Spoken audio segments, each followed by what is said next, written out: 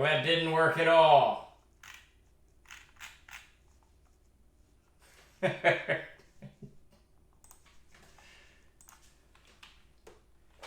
that didn't work. Chuck, I don't know if you can hear me.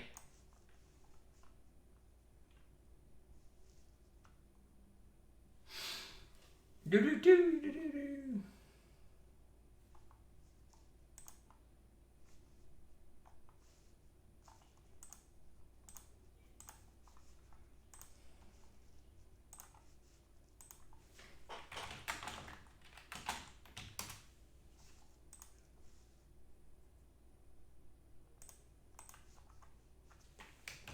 Alright, I've turned them on, Chuck. Hold on, you know, I think I know what the problem is. Hold on.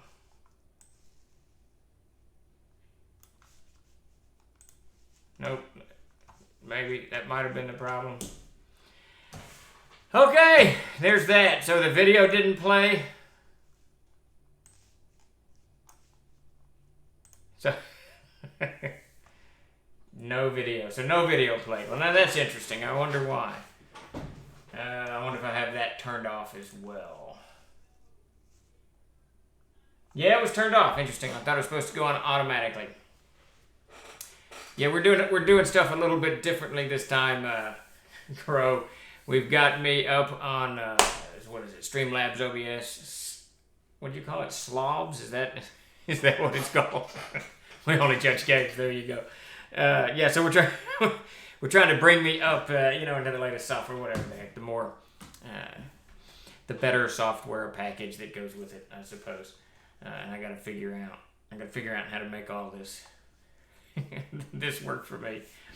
But okay, so I see what's going on here. This is interesting. So let me grab this guy and do that. Oh yeah, I like this better. Nice. Okay, so something's supposed to happen when we sub. Is that... I still didn't get... Of course, I guess I'm not going to get any sound, am I? Because I've muted the stream. Is that right, Chuck? I'm not going to get that. How's it going, Enoch, Kadora, Obsidian? Yeah, we've ramped things up a little bit. All right, there's that. That's good. I like it. This bouncing bar is kind of obnoxious. Let me see if I can... There we go. Yeah. How's it going, Retro? All kinds of new stuff today. Not only did we move me up into Streamlabs and Chuck gave me a quick tutorial, we added a little bit of stuff to it, but also got a new monitor stand situation here going. So this will be nice. You can get sound if you enable it. But won't that give you feedback if I do that? How's it going, 42? Hadn't seen you in a while. Allergies are kicking my butt today, but otherwise okay. Yeah, it's that season. We got about another, what, 3 weeks, 2-3 weeks of just pollen. I'm fixing to take that pressure washer and blast all that stuff off my truck. How's it going, M5? Hey, Borfaxer. Yeah, so this is kind of cool. I like it. This is nice. It's all on one screen now. It's all contained. I like things contained. No feedback if you go through a headset. There you go. That's an evolution I have not quite brought myself to do. How's it going, Vic Danger and Willie? My dark green car is now light green. Yeah, I know.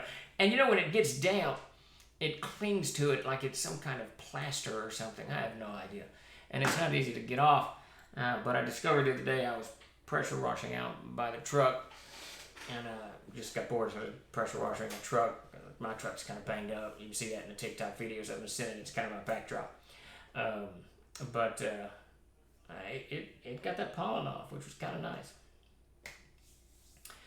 Yeah, that's Borfaxer. That is Noble Dwarf. They've done a fantastic job getting all that set up. And I got to tell you, their imagery and their advertisements, the way they have the poster, especially of the Castle Keeper's Guide, up framed on the wall like it's in someone's living room, that is just badass. Really like that. So the whole thing's cool.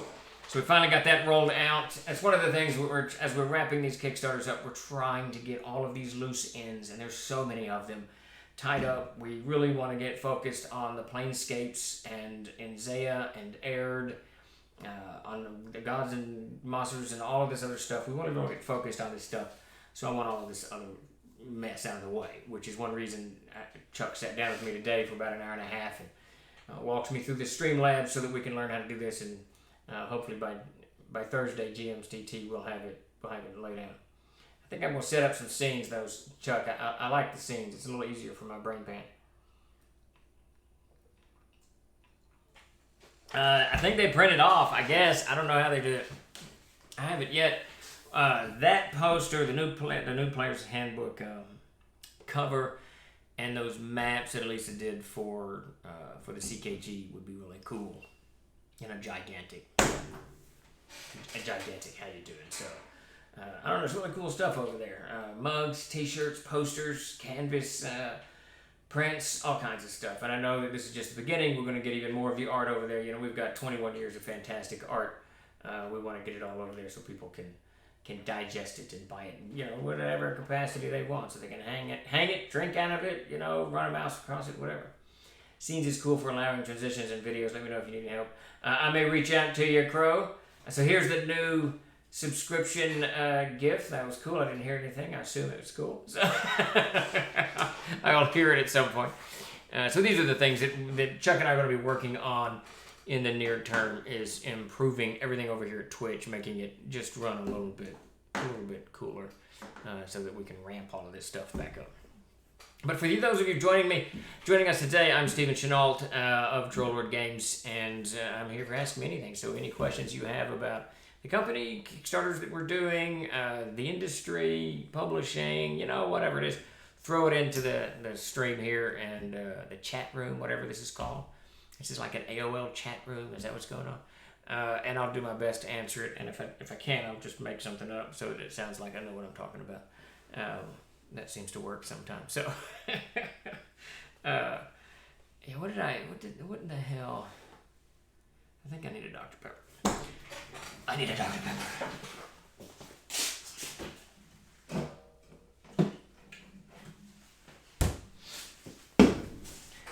One of the things we're doing is getting alerts over here. So when some kind of event, anything happens here, we got something going on. So, am I the only one getting the Twitch disconnect error every couple minutes on every stream for the last week? Now that's a question I cannot answer, Retro. That I do not know. I do think I may need to drop these monitors. I got this really fancy monitor stand, and I think I may need to drop them about an inch. Though maybe not. What I really need to be doing is sitting up straight for my posture. I do really well on the desk with the mouse is, you know, it's a good, almost my elbow is on the desk when I'm working. So I have never experienced carpal tunnel. I keep my arm, you know, flat on the desk all the way to about here so that my wrists aren't bent and I'm not straining those tendons and whatever the hell causes carpal tunnel. But I also know that when I'm sitting here working, especially if I'm very intense on something, or conversely, if I'm very bored with what I'm working on, I'll slowly start to slouch until I'm like inverted on my keyboard, like some kind of old codger clinging to the side of a cliff. I don't know, it's ridiculous. Well, I didn't get a Twitch notification that the stream was live, and it didn't appear in the bar on the left until I refreshed, so I missed the first 10 minutes. Well, we were having some technical issues for a little while, for about 3 or 4 minutes, so you didn't miss too much. So the Prismal Eye reads an awful lot like a beholder with an eye patch. Yeah, you know. The beholder, what are the protected? There's 7 protected monsters. The beholder, the mind flayer. I want to say the screecher. Is that protected? And then that insect-like thing from the Monster Manual 2. I can't remember. There's 7 of them. And the Prismal Eye was definitely our repeat. Which is a shame because Peter Bradley did this rendering of a beholder way back in the beginning that is so fantastic that I hate to actually not use it. We've never been able to use it for legal reasons, but it's just very, very cool. Let's see, Steve needs a stand-up desk. Steve needs a nap, apparently. Well, I am going to get a new chair. I don't know if I've told you guys, but twice now I've leaned back and something popped and this metal washer, one half of a metal washer fell out the first time. And The second time it happened, I presume the other half of that metal washer found out. So I'm kind of waiting for me to lean back and the whole damn contraption goes flying backwards. I have found the chair that I want. It's in northern Indiana, handmade by the Amish. It's wooden with a nice cushion, made in the United States, of course, and it's a pretty good price on it. You know, $400 I think is what it was, but the shipping is almost as much as the chair. So I'm just going to drive up there one day and pick it up. I think it'd just be easier. Or if you're in northern Indiana and you happen to be coming down to Arkansas, give me a shout. Let's see. Mephiles out in the middle of nowhere. Yeah, there's a lot of that. Tim's out in the middle of nowhere, and Davis is out in the middle of nowhere.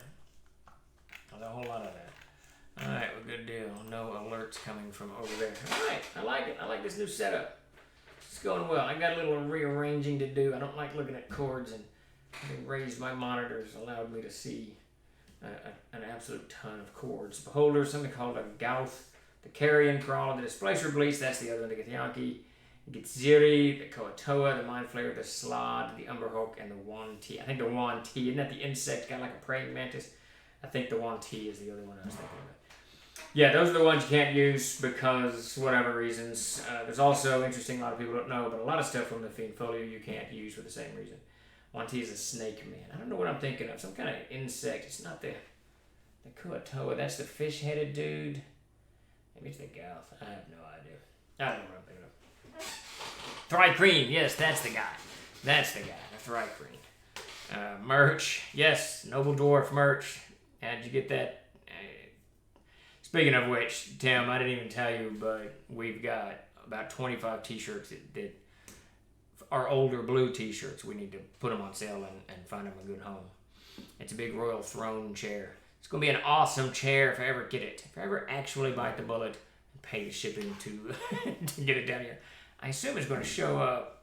I mean, it was a crazy price for shipping. But then again, shipping's through the damn roof. Oh, Chuck. Yeah, we may have lost Tim. When the stream kicks on, it usually knocks him off the internet for some reason. He needs to go down to my little spot and use the phone booster. That might help. Tell you what, Steve, you offer me a full-time position among the trolls. I'll stop in Indiana to get the German bridge out from Michigan. There you go. That's sort of on the way, isn't it? A little bit to the left, maybe. Depending on which way you're facing. You know, Davis was coming back from Connecticut. I tried to get him to swing north. He said it would add about 8 hours to his drive, so he was uninclined. Though I will say that we warehouse a lot of stuff in northern Indiana, so it's possible that I can get one of those guys to run up and get it for me and stick it on a truck, send it down here.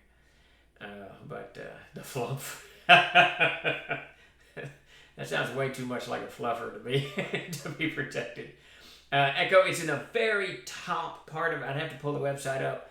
It's right on the border of Canada. I think it's spitting distance to Canada, so it's really on the top part of the state. So, and you know, Indiana's, you know, it's not really wide, but it's really tall.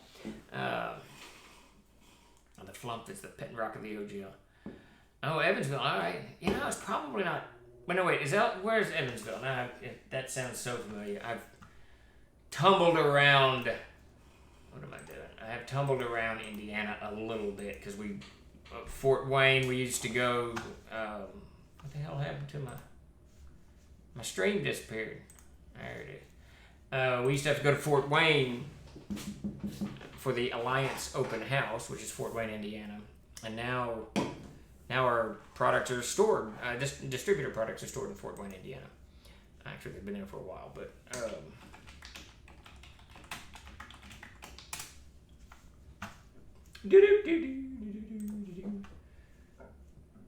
Come on. Oh yeah, you're in. Yeah, you're in the very, very, very, very southern part of Indiana. So how long does it take you to trek across Indiana? That's got to be what, 6 hours? I would think 6-7 hours to get from one part of the state to the northern part, somewhere around there. Yeah, that's the very, very bottom. Originally, there you go, David. Your Echo's your neighbor, or may have been your neighbor once, not long ago. It's It's either a small world or people zip around a lot, and I suspect they just zip around a lot. Got any Gen Con 2021 predictions? Oh my God, Pop or not, I've been a little floored by the number of companies that have just backed out of this year. I don't know. I haven't paid a lot of attention to what's going on in the rest of the union with COVID and the masks and all that, but we've kind of stood down across the state in Arkansas and Texas and Louisiana. So there's no mask mandates or any of that stuff, and they're even kind of restricting. They're dropping all the restrictions. So I'm not sure if Indiana has not done that yet. I don't know where they are on those things, but there seemed to be an avalanche of companies just jumping out of Gen Con, and I'm not sure what policies drove them to that. I mean, I've heard scuttlebutt. They're having trouble getting GMs in. Of course, they cut the attendance down, and this is honestly probably why it is. They cut the attendance from... So when the last time I went, which was 2017, I think there were 65,000 attendees, and I'm relatively certain that they passed the 70,000 mark, I think. And that's a lot of attendees. So if you're a very large company like Asmodee, then that's a good crowd, right? That's a good number of people to go. But Gen Con has cut that in half. I've heard as low as 20. I really haven't paid that much attention to see what they're doing, but 25,000. Let's just round it at 25,000 people. That's cutting your customer pool in half for a big company like that. That's going to have to lay down $20,000-$30,000 to go to Gen Con. I mean, we would easily do an outlay of $10,000 to go to Gen Con. It was anywhere between $7,000 to $10,000. That was pretty easy to do. So if you're a giant company like Asmodee and you've got 4 full islands, connected to each other, and you got a staff of probably 25 people, from hotel bills, the convention costs, food costs, badge costs, whatever other badges will be part of your setup. But regardless, it's going to be a monster. And if you suddenly lose half of your attendees, I can see why you would definitely want to bail. So my guess is, how's it going, Lord Gazumba? My guess is that what we're seeing is the chances of recouping the lost money has dropped dramatically. So people are bailing, and as soon as these big companies started bailing, it starts a trigger effect, where domino effect, where smaller companies now kind of see, oh wait a minute, if Asmodee is a big attractant, they bring in a lot of people, this company brings in a lot of people, and now that they're not going, we're either going to lose even more. And then you start running the risk of GMs not signing up, and if GMs don't sign up, then you've got all kinds of issues because you can't fill slots. It just becomes a giant mess. Okay, hold on. I have to close out Streamlabs.com. I gotta find it, Chuck. It's somewhere around here. There we go. All right, it's closed. We are closed. All right, good deal. I think I missed some goobly goop here. Let's see. So Paizo backed out. What others have backed out? It's been a lot. Goodman's out, but Asmodee, it's like 3 really large companies, and now I can't remember.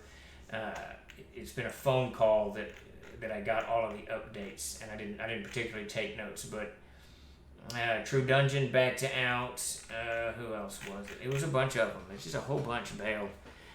The cost has gone up, and I guess part of it when the exhibitors contacted Gen, this is what I heard, so this isn't ironclad, but what I heard was when Gen Con contacted the exhibitors, or when the exhibitors contacted Gen Con at the reduced footprint, reduced number of attendees, that they wouldn't cut the cost back. They didn't redeem any of that, so that's blah, blah, blah. That you lose half your customers, but you still got to spend the same amount, and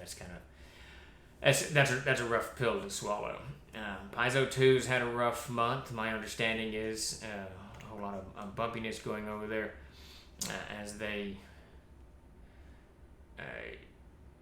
Asmodee is huge. Asmodee is absolutely huge, and they have grown since TLG's been doing this thing. They hit it with board games, and they started scooping up board games about a decade ago. So Gen Con's taken just absolute hammer blows. Let me get this back open. Good deal. And then Paizo has stumbled a bit. So we'll see. So my understanding is that Paizo just relieved a whole bunch of their creative staff. I'm not sure if they're going to replace them or if they're just going to contract labor or what's going on. I know Lisa Stevens over there and Eric Mono, they're wonderful people, and Pathfinder's it's a badass game. So I'm not sure what's happening over there. They may just restructuring themselves. There's all kinds of that going on, everywhere. We're seeing this just kind of ripple effect through the industry, and a lot of things. There's a lot of pressure from a lot of directions that I think that people outside of small businesses, and by this I mean up to 500 employees, aren't aware of, and it's just. There's just so many pressures. One of the things I can't quite get a tab on is why supplies are so much harder to get a hold of now. TLG's been kind of ahead of this for a while. I didn't anticipate the pandemic being as widespread and the reactions that have occurred, but I did anticipate supply interruptions, so I began back in March 2020 ordering extra supplies, but we were able to get things 10 to 14 days when we ordered, say, shipping boxes or tape or labels or whatever they order. It's done now. It's taken up 30 days to get stuff. It's very weird. It's very frustrating. And I'm compensating. Of course, I'm ordering twice as much as I need, knowing that, I'm just storing in for the future. And I've got plenty of shipping for everything that I need. I've got plenty of everything, labels and tapes and all this stuff. Easily to carry me for the next 4 or 5 months, carry the company for the next 4 or 5 months. So the supply, if you're not able or you're not anticipating these supply issues, it can have a serious impact on your release schedule, which can have a serious impact on your cash flow, which can have a serious impact on your ability to do anything. So I know that everybody's under these pressures from left, right, and center. And then there's this whole new kind of bubble coming up. Not bubble, this whole new kind of growth coming up through the industry that I've been watching for the last month or so. It's very fascinating to me. Younger gamers coming into the market with very different interests than older gamers, which I find extraordinarily fascinating. So watch the first movie you're going to see in an actual movie theater. I like when I watch a movie, I like one of 3 things really. I like something extraordinarily violent, realistically violent. Or I want something that's visually stunning, that really makes me stop and just watch the pretty colors. Or something that's kind of raucously comedic. I love comedy. And I hadn't seen much of anything on the docket anywhere that interests me. There's always, I don't know, there was one I watched The Marksman the other day, but I watched that on TV. So I'm not sure. I'm not sure what movies I'm even looking forward to. I'm not even sure what's coming out. I have Apple TV, so I go to Apple TV about once every week or so, and I go to the channel, the trailers, the movie trailers, and there's just nothing, man. There's just nothing really for me. I remember when I was younger, years and years ago, reading that Hollywood really markets to people that are 18 to, I think it's 48 or 46 or whatever it is. And I am definitely, I'm out. I'm out. They don't want my money anymore, which sucks for them because I think a lot of younger people are not going to be going to the movie theaters. And the Asmodee Belgian office is about a 10-minute bicycle ride from the house. There you go. I went there once with a friend who got invited to an evening introduction to the game. So that's very cool. Yeah, they're very nice people. I've met them once a gajillion years ago, somewhere out west. 2 guys. I assume those are the owners. I think they are. Super, super nice guys. But beyond that, I don't know anything about it. Best movie I've seen lately. Well, it's going to be The Witch, without a doubt. And that's not lately. That was probably 5 or 6 months ago. I thoroughly enjoyed Gretel and Hansel. Fantastic movie. Recently I watched The Marksman with Liam Neeson. It's a pretty good film. I love Liam Neeson. I love the whole dry desert, barren wasteland of the southwest United States, and that's kind of where most of it takes place. So I really like that. That was a good flick. I did watch, I think it's called The Night Watchman or The Night Watch or something like that, which was about zompires. And last night I watched, damn it. It's on Netflix right now. Army of the Dead. I didn't recognize any of the actors or actresses in it, and it was a pretty good flick. It's a zombie flick where they contain zombie outbreak is in Las Vegas, so they build a wall of shipping containers around Las Vegas to block it in, and our heroes are going in there to rob a casino. Action ensues. It was good. I enjoyed it. It was a fun flick. It needed about a third again more action than it had, I think, just to really to sate my appetite, but it was good. I enjoyed it. Let's see. Oh man, then don't watch the new Zack. that's the very one. That's the one I watched last night. I think they are holding the best movie until they know they can make. That's very possible, Papa. They may be just sitting on stuff because theaters are under extraordinary stress, and I think there's a good chance we may see a lot of them just go under and never come back. I think that this has become an accelerant. This last year is an accelerant. There's so many things going on. So many things are going to change, and some of the stuff is never going to go back the way it was. For a variety of reasons, it was already headed in that direction, and this has just put the pressure on it to kind of accelerate it to that end game. And movie theaters may very well be into it. But I got to be honest with you, me and Todd Gray, Matt Golden, Chris Harris, my brother Davis, Mark Sandy, we would go to the movies every Sunday. My God, for a decade, easy. We didn't care. We loved hanging out, eating popcorn, watching movies. Sometimes they're good, sometimes they're bad. We didn't really care. But we had stopped that about 2017, 2018, because the movies just weren't that good. They weren't that interesting. I mean, there's some cool bleeps on it, but by and large, it's nothing that's like you take this clip that Chuck's got in here, this Reign of Fire, just a super fun movie, violent, dragons, breathing, M50s, whatever, people shooting the crap out of things, very cool. Steve watched The Witch. Yes, Steve loves The Witch. It's very muddy visually, the action is weirdly tame, and it's just kind of boring. I won't go so far, King Cobra, to say it's boring. What they did in this Army of the Dead, or whatever the hell the damn thing's called, is they interspersed extraordinarily involved character interactions with one another. So, you know how The Walking Dead, if you've watched that, The Walking Dead is partially an apocalyptic zombie movie and partially the struggle of these people to survive together. So there's a lot of episodes where they're, arguing and discussing and trying to figure out what they're supposed to be doing and whatever. There's an awful lot of that in Army of the Dead. And I think could have been ratcheted back about 10-15%. Swap it out with pure action, and you're pretty good. Some of the action that was in there was badass. And of course now it's fun. It's it's not realistic. You can't ever look at these movies and go, my son was watching with me. I said, you got to drop all of that. Just drop it. Don't just drop it and enjoy the visuals. It was fun. I enjoyed it. I wouldn't go so far as to say it was boring, but it was it was fun. Army of the Dead. Yeah. Night watch and day watch.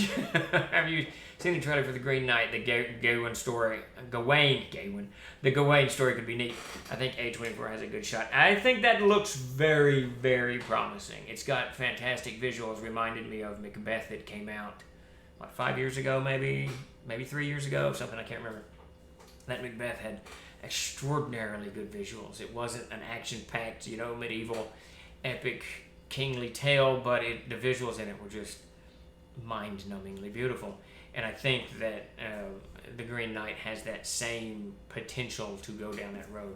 And that type of stuff with me will go, as an audience member, will go a long, long, long way. I absolutely love visuals. It's one of the reasons I love Reign of Fire. It's kind of a goofy movie, thematically, whatever, plot-wise, but it's just cool. I mean, it's just a cool, fun movie because the visuals in it are all dark and kind of gray, and Matthew McConaughey looks like he looks like a realistic version of a comic book character, like a superhero, but a real one. And I can't remember the guy that's got Leonidas from 300 and then Batman in there. I can't remember those guys' names. They're all in, and they just look cool. Everybody looks kind of realistic, and you can relate and be there with them in all of the action. So that's the type of stuff I love.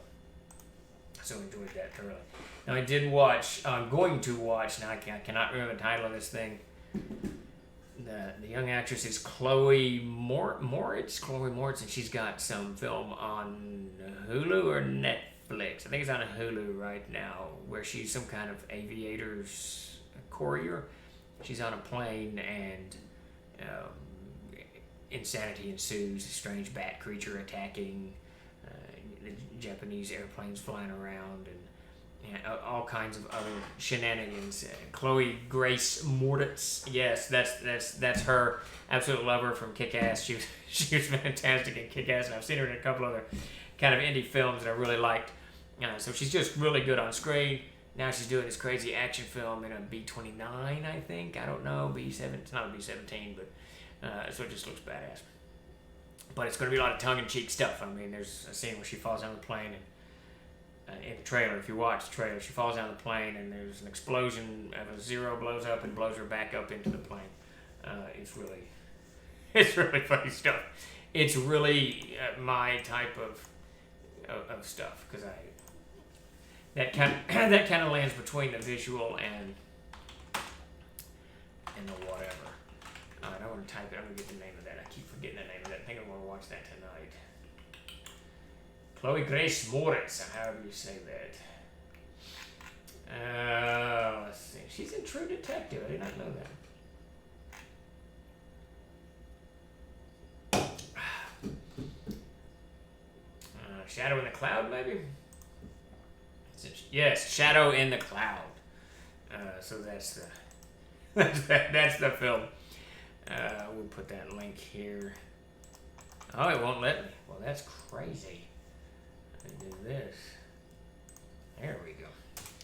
That Macbeth was visually stunning with incredible performance, but it was relentlessly oppressive and devoid of humor.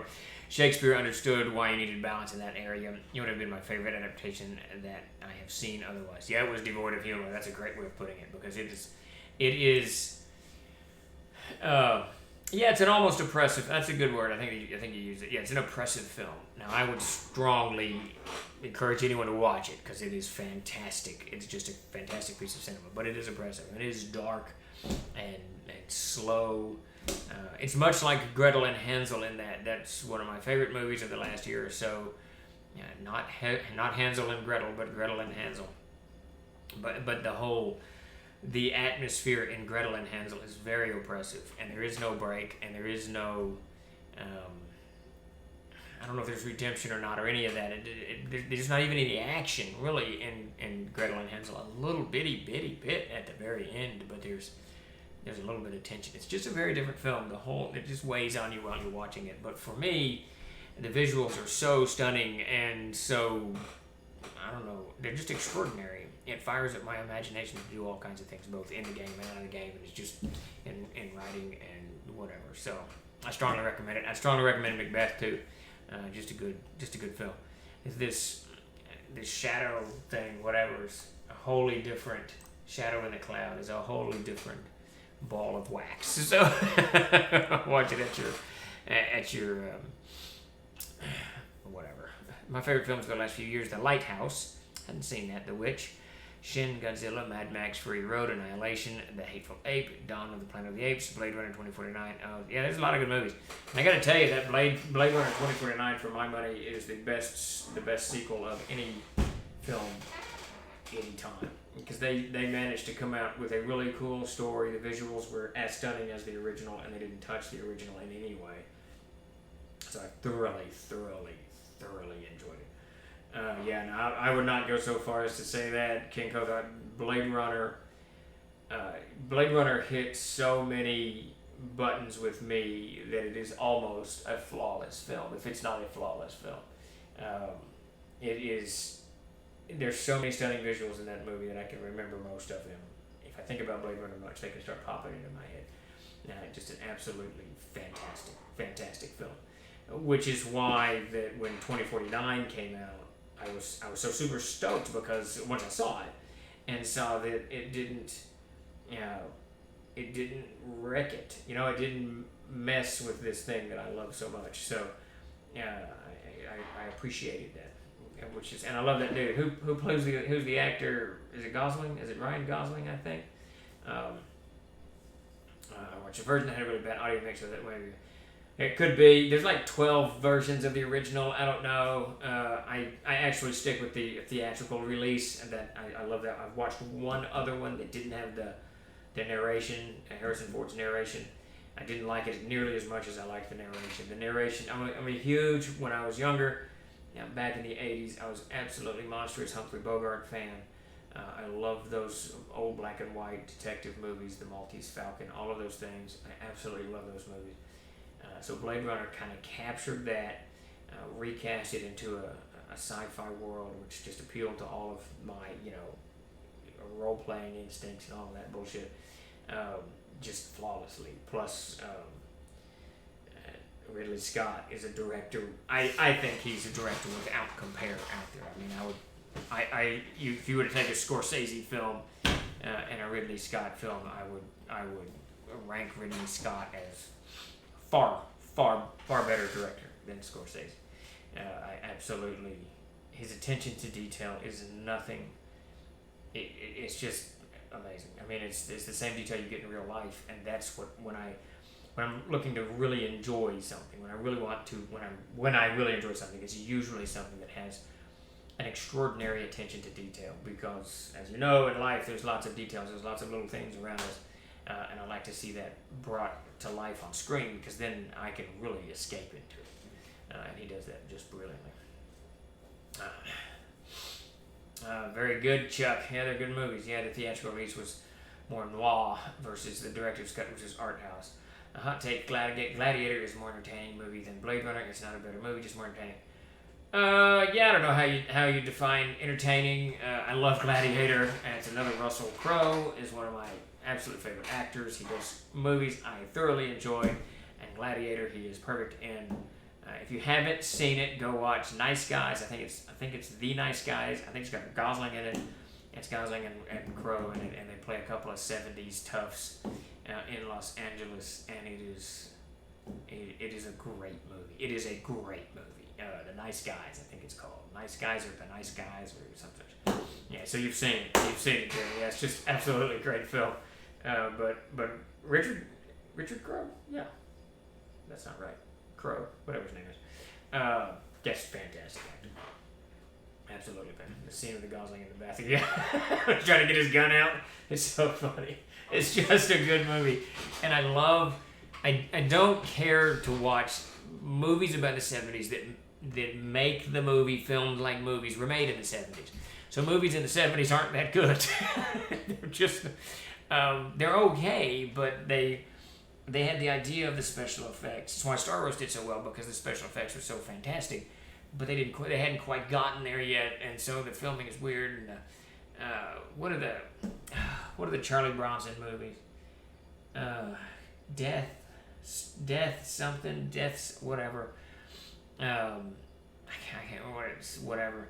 Death Wish, yeah. So you you watch Death Wish, and they're just silly.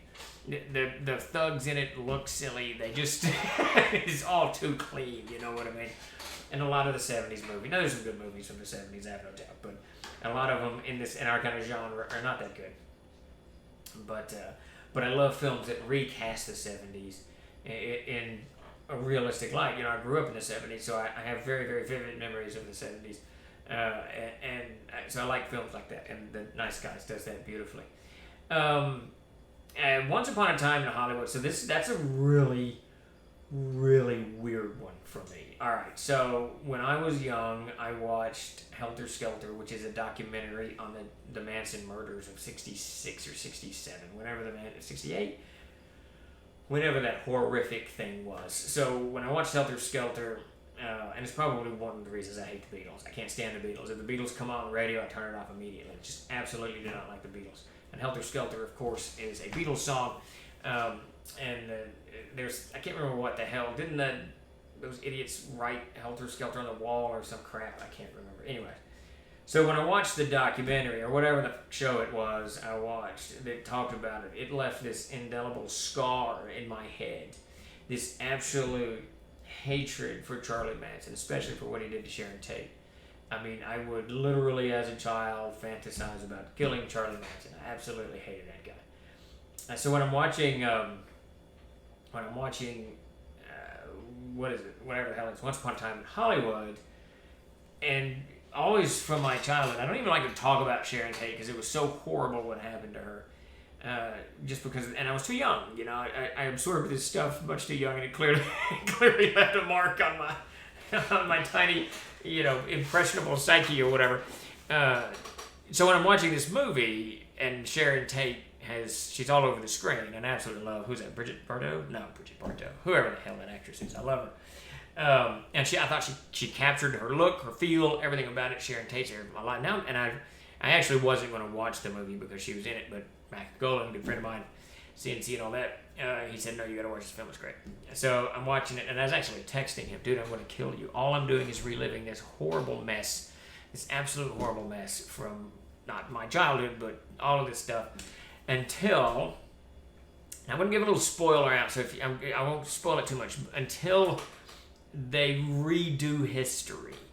And now once they redid history, it's not they, it's Quentin Tarantino, redid history and changed the outcome of reality, of what actually happened, to something that was far more in tune with my childhood fantasies, then I suddenly liked the movie. So suddenly the movie went from, I was with this slow building rage as I was watching it, to this actually nice release of the end as it should have ended, as we could only hope for, you know, in the end. But of course it didn't end that way.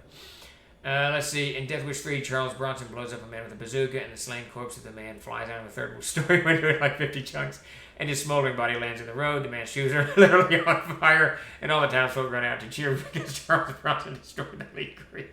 Yeah, that's Dashwood. That's many 70s films in a nutshell. Yeah. Inglourious Basterds, I didn't care for that film. I think Tarantino's a great filmmaker. I don't like most of what he does. That doesn't take away from his crazy skills. Pulp Fiction, love that movie. Probably one of my top 3 movies is one he wrote, True Romance. Absolutely love True Romance. And then I enjoyed The Hateful Eight. That was a good flick. I very reluctantly liked Once Upon a Time in Hollywood. And a lot of that's Brad Pitt. I'm a huge fan of Brad Pitt.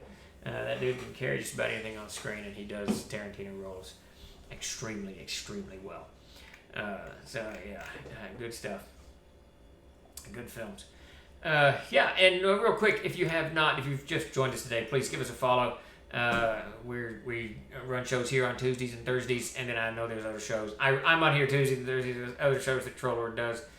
So please give us a follow so you can get alerted about miniature painting and games we run and whatever. And we are dangerously close to starting to run some games over here, as we are bound to via Kickstarter, and I kind of got an idea in my head about that staggering forward. I saw this terrible movie that came out at the same time as the Tarantino flick, where Sharon Tate was played by Hilary Duff, and it asserts that she had psychic visions of her death prior to her attack, and the whole movie makes it sound like the whole thing was Roman Polanski's fault. Totally disrespectful. Yeah, I don't like any of that crap. It makes me uncomfortable when Hollywood makes a movie about people that are still alive or whose relatives are still alive. And I know they do it all the time, but it's just, you start getting close to home, I think, with some people who have suffered some horrible tragedies. And I'm not really talking about like war films where soldiers lose their lives or whatever, but just these horrible events where just, you know, let's face it, Charlie Manson he's just a piece of shit, and he washed up on society's shores and just never should have. Hollywood making movies about Hollywood is insufferable. It really is exhausting. You know, it reminds me, I'm a huge country music fan. I listen to any kind of music that you can think of, but I'm a huge country music fan. But I absolutely do not like country music that talks about how cool they are because they sing country music, or how they were oppressed because they were whatever. All that stuff. And Hollywood making movies about Hollywood is exhausting. I don't care if it's Hollywood in that it's a detective story that takes place in Hollywood, but it's just, come on, just make a bridge falling down and this guy jumping over it. I don't know, something, whatever. How's it going, Great Babe? Was out running Shores, or Shores. That'd probably be even better. Yeah, we've been heavy into movies today, absolutely heavy into movies, which is all right. We all enjoy them. And I gotta tell you, I'm a huge fan of television, and I'm a huge fan of movies, and I'm having trouble finding something that that I enjoy. My wife and I sit down every night, and we've gone through, I don't know, easily a dozen TV shows that just don't capture our interest, or it's something we've seen before, or the writing is just a little bit, or the characters are just this, or they're throwing something at us too much. So it's kind of tough to. It's tough. We're having a struggle. I'm fixing to go back and start watching Justified again, or The Walking Dead. I may start The Walking Dead all over again. Just watched the new Batista movie the other day, Army of the Dead. Yeah, we talked about that. I actually enjoyed it. King Kothar did not enjoy it. So Hollywood self-serving. The heck you say? Yeah, none of that. That could never happen. From the beginning, I thought it was going to be completely stupid, but it wasn't bad. I enjoyed it. Like I said earlier, I wanted more action. But that's generally speaking how I like. I just want more action. I just really enjoy action. And I don't even worry about counting bullets and counting hand grenades and all that BS. I just enjoy action on the screens, and we're getting less and less of it. And that which we are getting, like, okay, we talked about Death Wish. So I love Bruce Willis. Does great movies, great moonlighting, great movies. Just absolutely love Bruce Willis. But his Death Wish was just boring. It was like, I don't know, an hour and 15 minutes of him having some kind of internal struggle with the passage of his wife, and then they got to some action. And that's what you need. We don't even need any exposition. Hell, just the Batman story all over again, isn't it? We don't need the exposition. Just let us know he's taxi drivered up, laying in his cot, and he's mad because all of his family was killed. Go. And then make his vengeance streak an interesting one. That's all you gotta do. I like the Clint Eastwood Westerns. Or Jeremiah Johnson. Jeremiah Johnson's a very good movie. I'll always take some time to watch those if they are on. Outlaw Josie Wells, top 3 movies probably. I can watch that any day, all the time. I just love the Outlaw Josie Wells. It's one of my favorite Clint Eastwood movies. If not, it's not. It is my favorite Clint Eastwood movie, without a doubt. Absolutely love the Outlaw Josie Wells. My favorite Bruce Willis movie was Red. I never saw Red. I need to. I gotta tell you, now this is funny about those Die Hard flicks. I watched Die Hard. It's a good movie, loved it. And then I watched like A Weakness about a year or so ago. I think it was during the pandemic's mess. Then I watched Lethal Weapon right on top of it a week or two afterwards.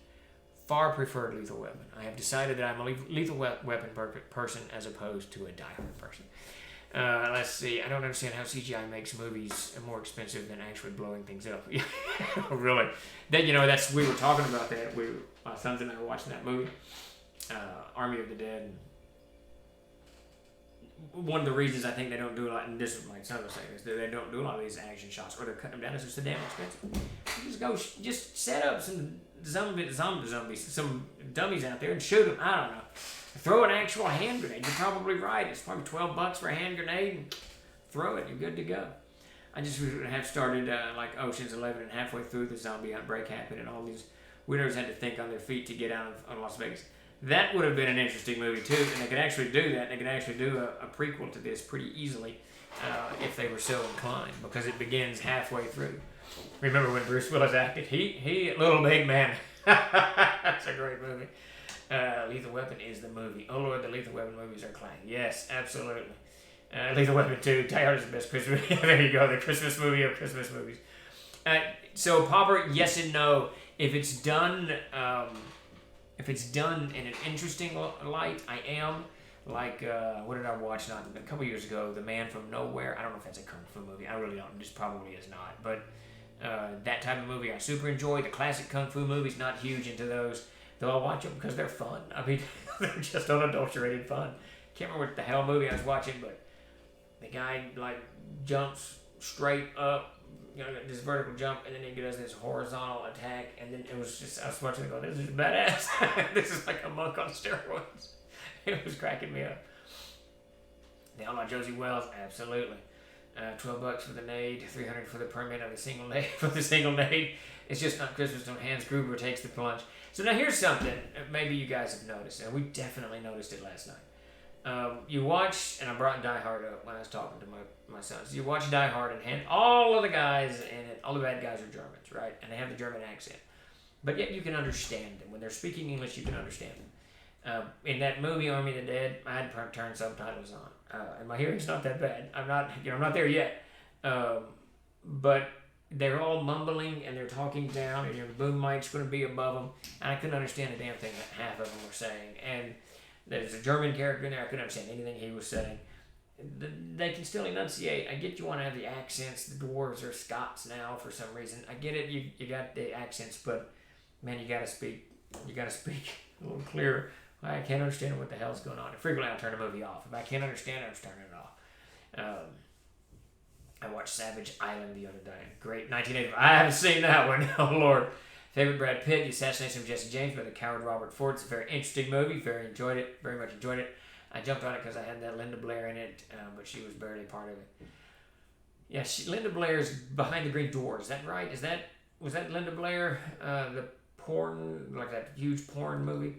That movie would cause a huge uproar if they made it. Oh, you couldn't make half the movies from the 80s today. Absolutely not. I wish the John Carter movie would have done better. I love that movie. Yeah, absolutely. David, I absolutely love John Carter. I think they did a good job. Went a little bit off the rails from Barsoom and Burroughs' books, but overall, the film was really good, very enjoyable. The CGI was cool. The Tharks were badass. I thoroughly enjoyed that movie. I'm a huge, those of you who've been around for a while know I'm a huge Burroughs fan, and Barsoom is just badass. Didn't you know that the Rakshasa, however you say that, being slain by a crossbow bolt blessed by a priest is a reference to Kolchak the Night Stalker? I did not know that. Kolchak is that show. My older brother Davis, he watched that back in the 70s when it came out, and I would sit there and watch it with him. Scared the bejesus out of me. It was as bad as Humphrey Scope. Absolutely scared the bejesus out of me. Roger Deakins, cinematographer, Blade Runner 2049, and the Assassin. Oh, that's very interesting. I've never made that connection. That's very cool. Very, very cool. Let's see. The Exorcist. Yeah, it's a terrifying movie. When you're very young, it's a very terrifying movie. You may have already seen it, but if you're in a post-apocalyptic mood, you might enjoy Doomsday. I have not seen it. I always am in an post-apocalyptic mood. I will check that movie out. I absolutely love apocalyptic movies. Most of them are not that good, but I enjoy them. Even like on The Walking Dead, those episodes I like the most are those where they're just trying to eke a living out of nothing, as opposed to fighting Negan or whoever the hell they're fighting, on Tuesday afternoon. But, okay, what are we doing? All right. I think we are going to start winding down. Are you watching Fear the Walking Dead? I am. I want to like that show so much, but every episode there's just some. The first season I thoroughly enjoyed. The second season seemed to be kind of a rehash. Third season, I sort of enjoyed the third and fourth season, but then they did the character wash that infuriated me, and then it just got into this weird peacenik approach to zombies. I don't know what was going on. And there's this whole season that they're trying to, make peace. I have no idea. They're zombies. They're The Walking Dead. So I'm like you. I really want to like Fear. I'm a huge fan of The Walking Dead. And I got to tell you, I didn't particularly enjoy the latest one, The World Beyond or whatever it was. It was...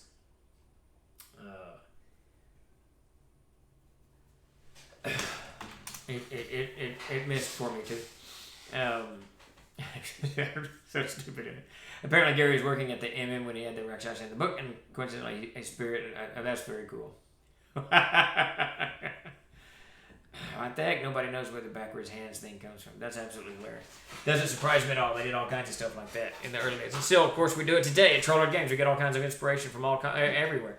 No doubt even the Fear of the Walking Dead has inspired some of the mess that we do here. But, yeah. All right, well, I think we are done with Ask Movies Anything. This whole episode was about movies, which is great. I love talking films. But we're going to wind down now. I've got some food to go slap on the grill or whatever the hell we're doing upstairs. I don't know what the hell we're doing. But I think we're going to do a raid. Is that right, Chuck? We're going to raid Blue Box today. He's got it set up. If you could hang out for a minute, we're going to do a raid and go over there and say hello to those folks. I think I'm doing it. This was the movie show, apparently. We need to just set up... Wait, are you doing it? Yep, no, Chuck got it. All right, good deal. All right, everybody. Well, thank you for showing up. Sure appreciate it. Love talking it. We'll get more Trollard stuff next time, and probably on GM's Tricks of the Tray on Thursday. But for now, let's raid Blue Box. Y'all have a great evening.